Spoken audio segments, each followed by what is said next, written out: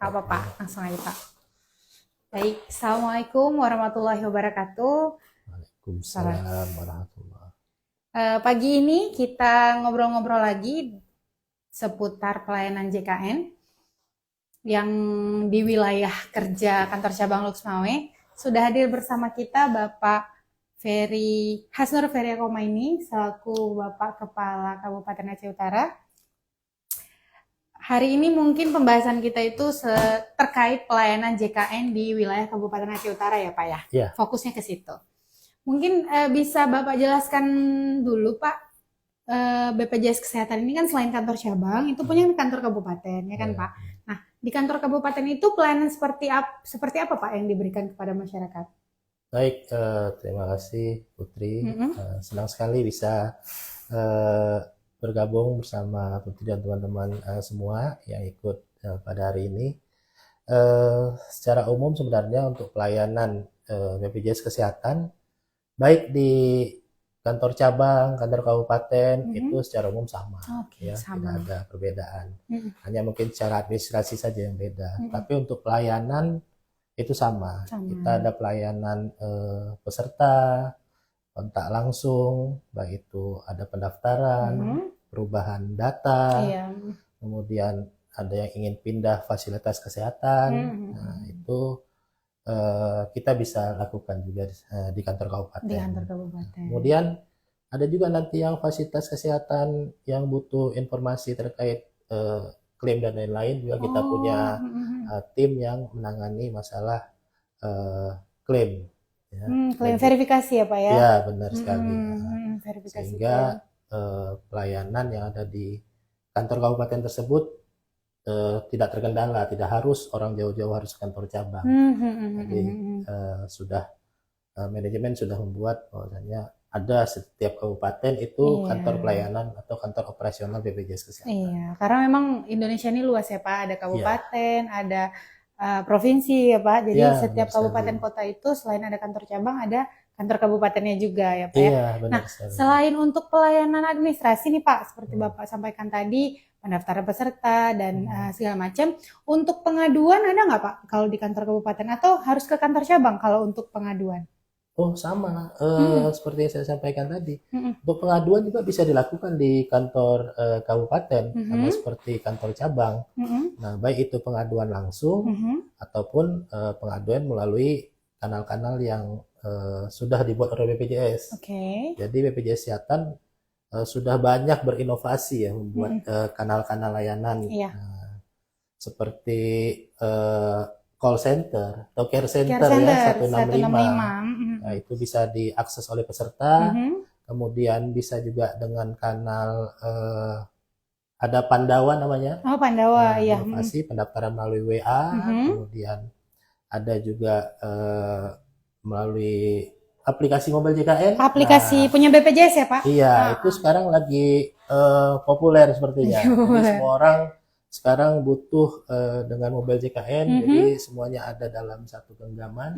Di situ bisa mendaftar, juga, update data, perubahan data, pendaftaran untuk berobat ke fasilitas kesehatan juga bisa melalui. Oke. Pengaduan juga bisa berarti di situ ya Pak? Sudah pasti bisa melalui aplikasi mobile JKN dan juga kanal-kanal lain tadi. Kanal lainnya. Berarti kalau memang sudah pengaduannya melalui aplikasi mobile JKN, tetap masuk ke kita juga ya Pak? Iya. Tetap masuk dan akan tetap kita tindak lanjut ya Pak? Tetap. Setiap pengaduan yang disampaikan oleh masyarakat itu tetap masuk dan kita punya SLA untuk penyelesaiannya. Itu nggak bisa dibiarkan, tetap dipantau secara sistem. Secara sistem. Kemudian kalau di kantor cabang kan ada BPJS keliling nih Pak. Ya. Ada BPJS Kesehatan online juga. Benar, nah kalau di kabupaten apakah ada atau gimana Pak? Ya benar sekali ada juga. Jadi di kantor kabupaten juga kita melakukan kegiatan tersebut. Jadi nanti tim kita, teman-teman dari kantor kabupaten itu berkoordinasi dulu dengan perangkat desa, misalnya kepala desa atau becik kita di sini, yang aksesnya jauh dari kantor kabupaten, nanti kita akan koordinasi, kita jemput bola ke sana. Diakomodir ya Pak berarti. Agar mempermudah masyarakat atau peserta untuk ingin melakukan perubahan data atau update atau pendaftaran baru. Jadi tetap kita koordinasi, kita datang nanti ke desa atau tempat yang jauh, ya. Kita nanti buka pelayanan di sana, untuk menyelesaikan semua kebutuhan dari masyarakat atau peserta terkait JKN ini. Terkait JKN, berarti memang jemput bolanya merata ya Pak ya, mau di kantor cabang, mau di kantor kabupaten sama ya Pak ya. Dan sekarang ada lagi itu yang baru, BPJS online. BPJS kesehatan online ya Pak ya? Betul. Jadi sebenarnya sistemnya hampir sama dengan BPJS keliling, tetapi ini beda. kita menggunakan media online. Media online, melalui apa itu Pak? Melalui aplikasi Zoom. Zoom, iya, kayak video call gitu berarti ya Pak ya? Benar. Jadi nanti kita juga koordinasi dengan kepala desanya, nanti kepala desa mempersiapkan sarana, dan juga mereka mungkin wuru-wuru ke masyarakatnya, ada BPJS online. Oh, dikasih tahu dulu ya Pak ya, berarti ke kita masyarakatnya. jadwalkan, nanti kita lakukan kegiatannya melalui Zoom. Zoom meeting. Sehingga kan menghemat waktu, menghemat biaya juga ya Pak. Dan masyarakat kita ini kan ada kegiatannya yang di ladang atau apa, mereka bisa mengatur bekerja waktunya. Ya Pak, bekerja di desa, jadi bisa atur waktu. Benar sekali. Kemudian Pak, Aceh Utara ini kan luas ya Pak. Di dia itu seperti memutari atau mengitari kota Luxmawe ya Pak ya. Nah, sekarang alamat kantor kita di mana Pak? Yang Aceh Utara Pak?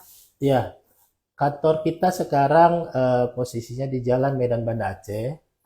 Jalan lintas ya Pak berarti ya. Jadi sebenarnya gampang sekali diakses ya. Gampang. Kalau orang di jalan lintas, jalan besar pasti ngeliat kantor kita. Patokannya di depan kantor Bupati Aceh Utara. Kantor Bupati Aceh Utara. Jadi kalau kantor Bupati kelihatan menghadap ke depan sana, itu kantor kita sudah di depan. Seberangnya ya Pak ya. Sehingga kita berkoordinasi dengan pemerintah daerah juga mudah. Lebih mudah. Iya, karena memang mungkin saat pengurusan itu kita perlu koordinasi dengan ini ya Pak ya, dengan stakeholder lainnya, misalnya kayak peserta yang data kepesertaannya atau data kependudukannya belum terdaftar atau segala macam, itu bisa langsung koordinasi ya Pak, lebih dekat gitu ya Pak ya. Benar sekali. Ya, karena ini kan program nasional ya, artinya kita dengan pemangku kepentingan, dengan stakeholder bersama-sama menjalankan program jaminan kesehatan nasional ini. Jadi kita dari sisi administrasi pendaftaran, ya kan, update data dan kolek iuran, pemerintah daerah mungkin dari sisi pembayaran iurannya, kemudian fasilitas kesehatan dari sisi pemberi manfaat kesehatannya, jadi saling bekerja sama dan saling berkoordinasi tentunya. Iya. Nah, seperti yang Bapak mention nih Pak, fasilitas kesehatan itu kan pemberi manfaat ya Pak, pemberi pelayanan kesehatan ya Pak. Nah, untuk wilayah Kabupaten Aceh Utara sendiri itu ada berapa sih Pak vaskes atau rumah sakit maupun yang puskesmas, klinik yang sudah bekerja sama dengan kita yang bisa memberikan pelayanan maksimal kepada peserta JKN Pak? Ya, jadi seperti tadi disampaikan, Aceh Utara ini kan cukup luas. Benar, ya kan? Luas sekali Pak.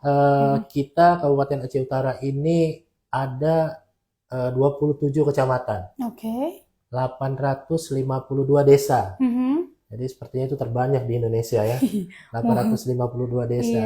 Sehingga kita ada satu rumah sakit pemerintah tipe B. Kemudian rumah sakit swasta ada satu. Kemudian ada klinik utama satu. Dan puskesmas itu 32 puskesmas. Tersebar di seluruh kecamatan. Nah, itu yang pemerintah. Kemudian yang swastanya juga kliniknya ada 32 kalau saya nggak salah. 30-an lah Pak ya. Kemudian ada TPMD ya, dokter praktek perorangan itu 2. Ada 2. Sehingga dengan jumlah fasilitas kesehatan itu sudah dapat mengakses seluruh masyarakat di Kabupaten Aceh Utara. Sudah menjangkau ya Pak ya? Ya, dengan penduduk 640.000 lebih kurang. Jadi cukup banyak memang yang dilayani untuk di Kabupaten Aceh Utara. Karena memang kalau ke Aceh Utara ini kan agak terlalu luas ya Pak. Jadi dia memang ada yang ke dalam, nggak cuma di jalan lintas ya Pak. Ya, jadi memang sangat butuh yang namanya pelayanan kesehatan yang paling dekat sama mereka, Pak. Benar sekali. Bisa diakses melalui puskesmas ya, Pak, puskesmas, klinik. Atau kalau butuh rumah sakit tadi ada yang tipe B ya, Pak ya. Tipe B ada yang swasta dan ada yang swasta. Ada klinik utama juga. Benar tadi. Mungkin Pak ada yang mau disampaikan harapan atau saran kepada masyarakat yang menonton, Pak? Baik, teman-teman semua, BPJS Kesehatan yang pastinya itu untuk Kabupaten Aceh Utara seluruh masyarakat sudah terjamin. Ya, tinggal peserta nanti mengakses saja pelayanan sesuai dengan kebutuhannya. Artinya sudah ada puskesmas atau klinik. Berobatlah dulu ke tingkat pertama puskesmas atau klinik. Jika dibutuhkan tindakan lebih lanjut, silakan nanti dirujuk, membutuhkan pelayanan spesialistik, memerlukan tindakan pemeriksaan lanjutan seperti lab, radiologi dan lain-lain, itu baru dirujuk ke rumah sakit. Jadi bukan semuanya harus berkumpul di rumah sakit. Benar. Jadi di tingkat pertama sendiri dokter-dokter kita itu sudah mempunyai kompetensi untuk menangani penyakit.